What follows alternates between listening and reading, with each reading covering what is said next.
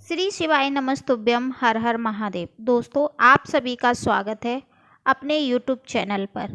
दोस्तों, पितृपक्ष की एकादशी यानी कि कृष्ण पक्ष की एकादशी कब है? 27 सितंबर को है या फिर 28 सितंबर को? चलिए जान लेते हैं। दोस्तों, यहाँ पर इंदिरा एकादशी कब मनाई जाएगी, कैसे मनाई जाएगी, सब कुछ बताएंगे इस छोटी सी वीडियो में। चैनल को सब्सक्राइब कर लें, अगर वीडियो अच्छी लगे तो लाइक करें। अश्विन माह के कृष्ण पक्ष की एकादशी तिथि शनिवार को 27 सितंबर 2024 को दोपहर 1:20 पर शुरू होगी। वहीं इसका समापन रविवार 28 सितंबर 2024 को दोपहर 2:49 पर होगा। पंचांग के आधार पर 28 सितंबर को इंदिरा एकादशी का व्रत रखा जाएगा। चलिए अब जानते हैं इंदिरा एकादशी की पूजा विधि आपको कैसे करनी है। सबसे पहले पूजा अनुष्ठान शुरू करने से पहले आपको सुबह जल्दी उठकर स्नान करना है। एक वेदी पर एक चौकी पर भगवान विष्णु की प्रतिमा और श्री यंत्र के साथ देवी लक्ष्मी की प्रतिमा स्थापित करें। पंचामृत और गंगा जल से अभिषेक करें। मूर्ति के सामने दीपक जलाएं और फूल माला अर्पित करें। दोस्तों, गोपी चंदन का तिलक लगाएं। अगर अष्टगंध चंदन है तो वो भी लगा सकते हैं। 5 मौसमी फल, कोई भी 5 फल, सूखे मेवे, पंजीरी, पंचामृत और मिठाई का भोग लगाएं। भोग में तुलसी दल अवश्य रखें। दोस्तों, एकादशी के दिन तुलसी में जल देना वर्जित होता है, क्योंकि तुलसी माँ व्रत रखती हैं शालिग्राम के लिए। तो ऐसे में आपको तुलसी के जो पत्ते हैं वो एक दिन पहले ही तोड़कर रख लेने हैं, और उसके बाद जब आप भोग लगाएंगे तभी आप तुलसी के दल उसमें शामिल करें भोग में। वैदिक मंत्रों का जाप करें, विष्णु सहस्त्र नाम का पाठ करें, आरती करें, पूजा करें। उसके बाद आपको अपनी जो भी मनोकामना है वो श्री हरि और माता लक्ष्मी के सामने रखनी है। अपनी मनोकामना बोलिए, शीघ्र ही आपकी मनोकामना पूरी होगी।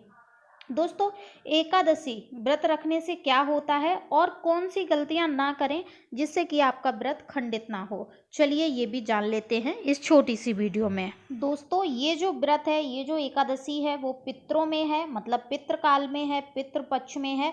तो ऐसे में भगवान श्री हरि की कृपा तो प्राप्त होगी, साथ ही पितरों को भी मोक्ष प्राप्त होगा। इसलिए इस दिन, एकादशी के दिन, भगवान विष्णु की कृपा पाने के लिए आपको पूरे विधि विधान से पूजा करना चाहिए।